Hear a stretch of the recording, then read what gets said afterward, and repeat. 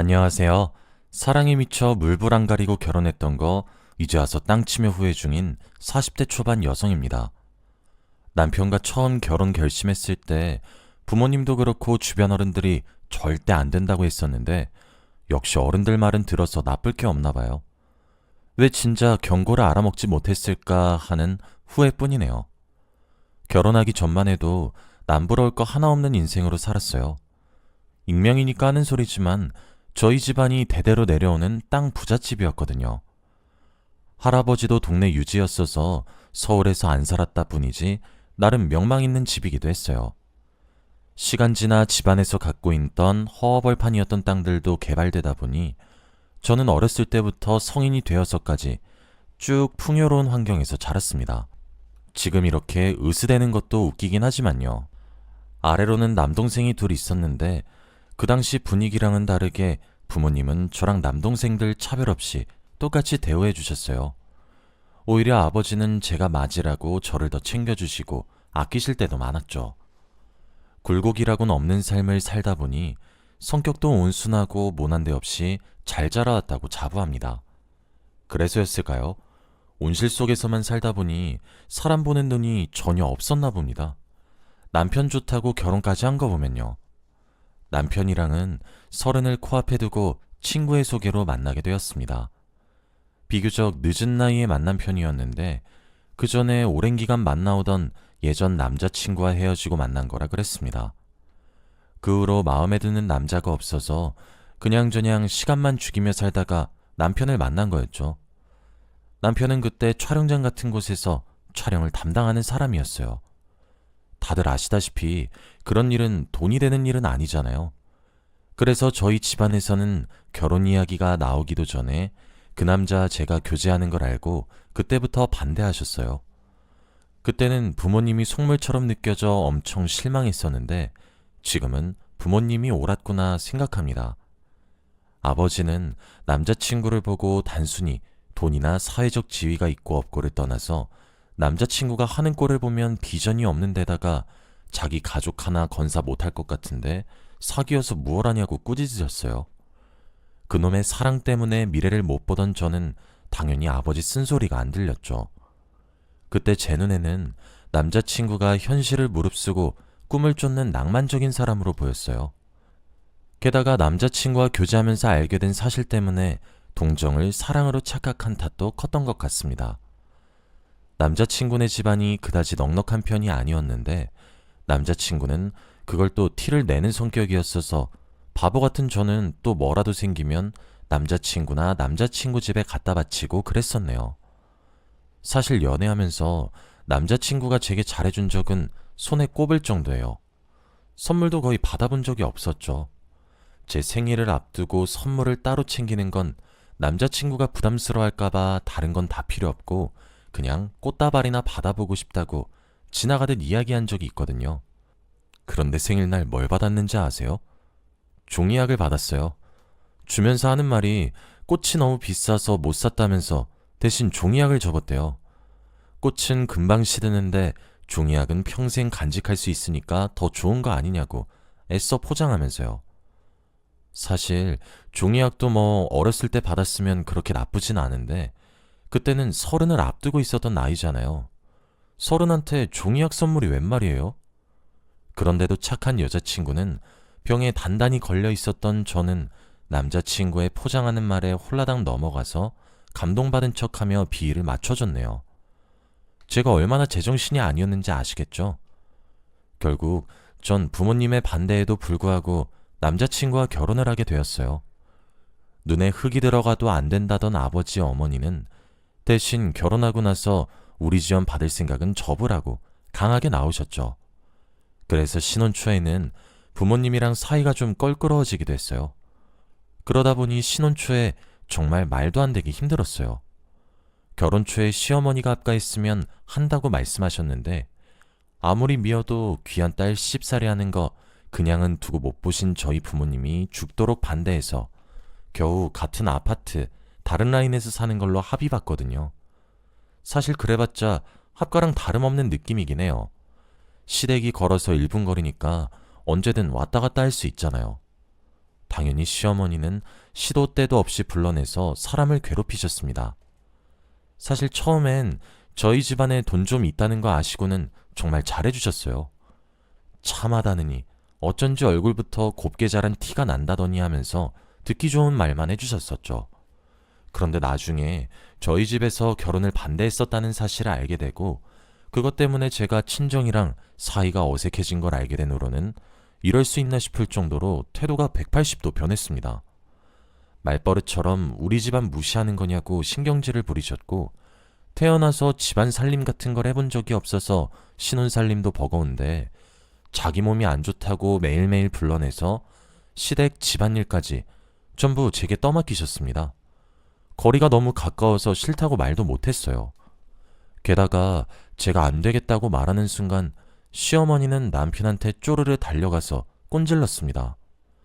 일정이 있어서 못 가겠다고 말하면 그 다음날 시어머니한테 어떤 소리를 전해 듣고 온 건지는 몰라도 남편이 저보고 시어머니 무시하거나 예의 없게 굴지 말라고 하는 거예요.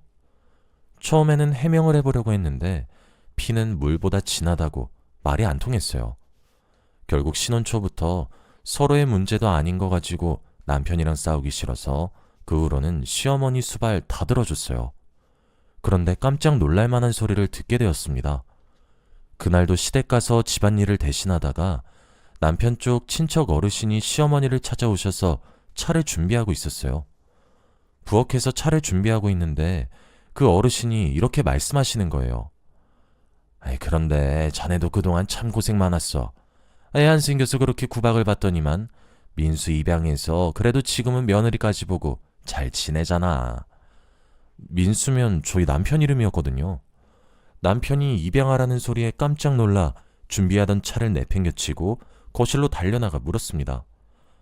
저기 제가 좀 헷갈려서 그러는데 민수 씨가 입양됐다는 게 무슨 소리예요? 이렇게 물으니까 시어머니는 아무렇지 않게 너 몰랐냐? 나랑 네 시애비 사이에 애가 없어서 내 노후 생각해서 민수 9살 때 입양한 거야. 나중에 커서 나 부양하라고. 남편이 입양하였다는 사실을 시어머니 입으로 직접 확인받으니 더 충격이었어요.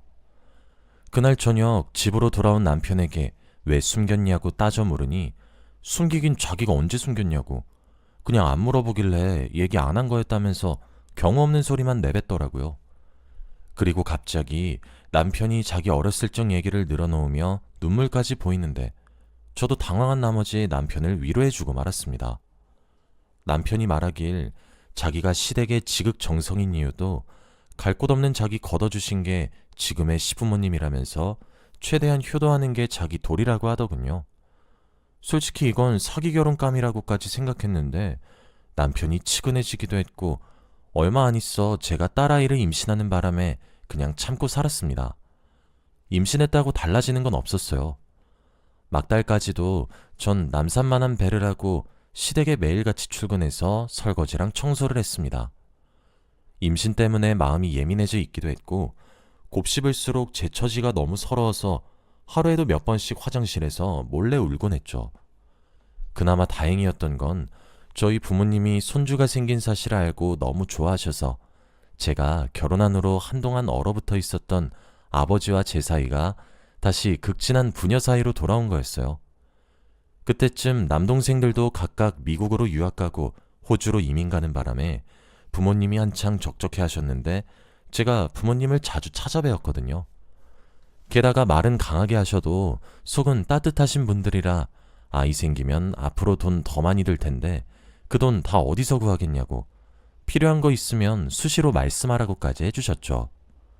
덕분에 둘이서 먹고 살기도 부족한 남편 수입에도 불구하고 부모님 지원으로 딸아이 육아에는 아끼지 않고 제일 좋은 것들로만 해줄 수 있었어요. 그런데 가끔 저희 집 들러서 딸아이 물건은 하나같이 최고급으로 산 걸 보고 시어머니는 못마땅해 하시면서 손자도 아닌데 제가 딸아이 핑계대면서 집에서 가만히 앉아 자기 아들 등쳐먹는다고 역정을 내셨어요. 게다가 절더러 출가 외인 주제에 친정에는 왜 그렇게 자주 들리냐고 그런다고 그 집에서 너한테 떨어질 콩고물이나 있겠냐고 하시더라고요. 누가 콩고물 얻어먹자고 자기 부모님 효도하나요? 전에도 자기 부양하려고 남편 입양했다고 말한 걸 보면 시어머니 머릿속에 부모 자식이란 개념이 얼마나 엉망인지 알겠더라고요. 솔직히 제가 보기엔 시어머니도 남편을 진짜 자식처럼 아끼고 사랑하는 것 같지 않은데 남편 혼자만 지극정성인 거 보고 답답했어요. 아까도 말했듯이 남편은 돈도 안 되는 촬영장 일하느라 근무 환경도 안 좋은 데다 수입도 작은데 그런 와중에도 시어머니 용돈으로 자기 수입의 거의 절반 가까이 떼어서 갖다 드리고 얼마 없는 휴일에도 시어머니가 호출하면 가서 수발까지 들었거든요. 어렸을 때부터 효도 안 하면 버려진다고 시부모님께 세뇌를 당한 건지 제가 옆에서 몇 마디 해도 도통 알아먹질 않았어요. 까놓고 말해서 효도는 지만 하면 될 것이지 왜 옆에 있는 저까지 시키나요? 그동안 제가 시어머니 구박 들었던 거랑 바쁜 와중에도 시댁, 집안일한 거 남편도 다 알고 있었어요. 출산하고 몸 상태도 별로였을 때 그때도 예외 없이 집안일하라고 부른 것까지 다 알고 있었는데 남편은 그냥 자기 어머니 성질 알지 않냐면서 어차피 우리 집에서도 하는 일 시댁 가서 똑같이 하는 거나 다름없는데 그게 뭐 그렇게 어려운 일이냐며 그냥 해달란 대로 해주자고 하더군요. 당연히 자기는 애도 안 낳았고 집안일도 지가 안 하니까 저렇게 천하태평하게 말하겠죠. 심지어 시어머니 요구는 갈수록 도를 넘어서고 있었어요. 전혀 그런 것 같아 보이지 않는데 자기 건강이 전보다 더 안 좋아졌다면서 아예 새벽에 와서 자기 아침 차리고 난 후 다시 오전에 와서 집안일을 하라고 하더군요. 딸은 점점 커가고 몰래 친정에서 손 빌리는 비용이 더 많아지는데 남편은 힘들다는 제 말을 단 한 번도 진지하게 듣지 않았습니다. 그러던 중에 아버지가 심근경색으로 쓰러지셨다는 소식을 듣게 되었습니다. 깜짝 놀라서 병원으로 달려갔는데 아버지가 산소호흡기를 달고 병실에 누워 계셨죠. 늘 제 곁에 있을 것만 같았던 아버지가 누워 계신 모습을 보니 새삼 아버지 연세며 함께할 시간이 그리 길지 않다는 걸 깨닫고 아버지 병원에 자주 찾아가게 되었어요. 아버지가 심근경색으로 쓰러져 계신 걸 시어머니께도 얘기해서 당연히 시어머니도 이해해 주실 줄 알았습니다. 그런데 그게 아니었습니다. 아버지 투병 사실을 시어머니께 알린 다음 날, 그때도 전 아버지 병원에 있었는데 시어머니께 전화가 오더군요. 여보세요? 여보세요는 무슨 여보세요야? 너 지금 올 시간이 한참 넘었는데 왜 안 와? 며느리가 시엠이 밥 굶기는 게 있을 수 있는 일이냐? 그리고 지금 집꼬라지가 어떤 줄 알기나 해? 집안일 하기 싫다고 파낭하는 거야 뭐야? 이렇게 전화를 받자마자 시어머니가 성질을 내시면서 절 쏘아 붙이시더군요. 제가 침착한 목소리로 아버지가 쾌차하실 때까지 병원에 자주 들를 것 같아서 그때까지는 시댁에 못 갈 것 같다고 말했습니다. 그랬더니 귀가 따끔할 정도로 목소리를 높이시면서 말씀하시더군요. 너 내가 말했지? 한 번 시집 온 거면 그때부턴 출가 외인이라고. 그 집안이랑은 인연이 끊긴 거나 다름없는데 이게 시부모 놔두고 어딜 간다는 거야. 그래봤자 사도는 곧 죽을 사람인데 멀쩡히 살아있는 시애미를 굶기냐? 그리고 네가 병원 찾아가 울면서 효녀 연기해봤자 유산이나 받을 수 있을 것 같아? 네 아래로 남동생이 둘이나 있는데 당연히 걔네가 다 가져가겠지. 쓸데없는 짓거리 하지 말고 빨리 집 와서 설거지나 해. 시어머니는 그렇게 자기 할 말만 하고 전화를 뚝 끊어버리셨어요. 어이가 없어서 이미 전화가 끊긴 핸드폰을 붙잡고 가만히 있었어요. 누가 유산 받자고 아프신 아버지 병원 찾아가나요? 솔직히 전 유산 받을 생각은 해본 적도 없어요. 차라리 유산 같은 거 필요 없으니까 평생 건강하게 아버지 오래오래 사셨으면 하는 생각밖에 없었습니다. 이때는 참다 저도 화가 머리끝까지 난 상태라 그 후로 시어머니 전화가 오면 아예 받지도 않고 무시했었습니다. 당연히 아침마다 가서 집안일 대신 해주는 것도 안 갔죠. 후환이 두려웠지만 아버지 돌보는 것만 최우선으로 생각했어요. 다행히 아버지는 차근차근 건강을 회복해 나가시는 중이었습니다. 드디어 아버지가 퇴원하시고 저도 병원에서 일찍 돌아와 밀려있던 잠을 보충하던 중이었어요. 남편은 출근해서 집에는 저 말고 아무도 없었죠. 그때 갑자기 초인종이 울려서 잠에서 깼습니다. 잠결에 누군지 확인도 안 하고 현관문을 열었는데 문을 여니 시어머니가 씩씩거리시면서 절 노려보고 있었습니다. 당황해서 문을 제대로 닫을 틈도 없이 시어머니는 막무가내로 집에 들어오면서 제 뺨을 후려 갈겼어요. 정신이 번쩍 들더군요. 뭐 하는 짓이냐고 말하고 싶었지만 시어머니의 역정에 가로막혔습니다. 시애미 내팽개쳐놓고 니까짓 게 잠이나 퍼질러 자? 문자는 왜 안 받아? 사돈도 다 핑계였던 거 아니야? 어차피 사돈 죽고 나면 너한테 남는 건 아무것도 없을 텐데 효녀인 척 할 때부터 알아봤어. 어머니, 지금 무슨 소리 하시는 거예요? 말을 어떻게 그런 식으로 하세요? 시애미가 며느리한테 이 정도 말도 못하는 거냐? 며느리 주제에 이게 이제 시애미랑 감히 맘먹으려 들어? 제가 차분하게 대화를 이어나가려고 해도 시어머니는 제가 하는 모든 말을 자기한테 대드는 걸로 인식하더라고요. 결국 자기 분에 못 이겨 또 제게 손찌검을 하셨습니다. 내 딸한테 뭐 하는 짓이야 이게? 그때였어요. 갑자기 저희 집 현관문을 열고 저희 아버지랑 어머니가 들어오시더라고요. 부어오른 뺨을 붙잡고 주저앉아 있던 저를 어머니가 일으켜 세우시면서 경위를 말씀해 주시더라고요. 아까 병원에서 아버지 퇴원하는 길에 함께 타고 온 택시에 제가 핸드폰을 놔두고 내렸고 그걸 돌려주려고 다시 차를 돌려서 저희 집에 왔는데 열려있던 문틈 사이로 고성이랑 제 목소리가 복도에 울려 퍼져서 급하게 달려왔다고요. 게다가 돌려주려고 저희 집 쪽으로 오는 길에 시어머니가 보낸 메시지들을 읽게 되어 그동안 어떤 일이 있었는지 대충 알고 왔다고까지 하셨습니다. 솔직히 전 면목이 없었어요.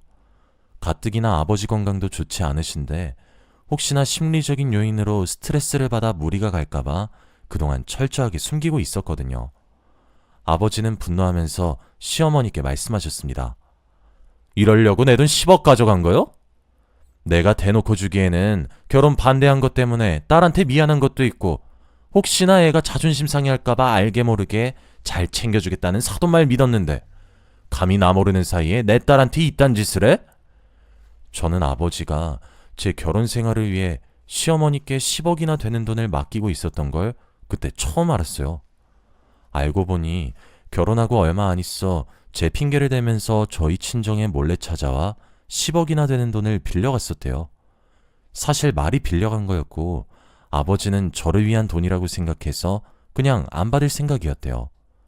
그렇지 않아도 처음에 지원 같은 거 바라지 말라고 세게 나오셨지만 워낙 없는 집에 시집가서 제가 고생할 거 걱정한다고 며칠 밤을 잠도 편하게 못 주무셨다는데 혹시나 제가 알게 되면 그렇지 않아도 차가운 부녀 사이에 제가 자존심 상해하면서 안 받으려고 할까봐 하는 수 없이 시어머니께 부탁한 거였다고 하더군요. 그런 와중에 저는 아버지랑 사이 회복하고도 괜히 걱정 끼쳐드리기 싫어 겉으로는 시부모님이 제게 굉장히 잘해주시는 것처럼 말했으니 부모님은 또 그 말만 철석같이 믿으셨던 거고요. 시어머니는 자신의 악행이 들통나자 누나를 굴리면서 빠져나갈 궁리를 하더군요. 그러다가 내놓는 말이 겨우 이거였어요. 아이 참 사돈도 제가 일부러 그랬겠습니까? 결혼한 지 몇 년이 됐는데 아직 살림을 제대로 못해서 연습 겸 제가 가르쳐준 거죠. 그동안 참아왔던 서름을 다 터뜨리듯 저는 울음 섞인 목소리로 시어머니께 말했습니다. 살림을 가르치긴 뭘 가르쳐요. 새벽마다 아침상 차리라고 호출하고 임신해서 출산이 코앞인데도 무릎 꿇고 걸레질 시키고 그랬으면서 엄마 아빠 이참에 그냥 나도 말할게. 나 도저히 이렇게 못 살겠어요.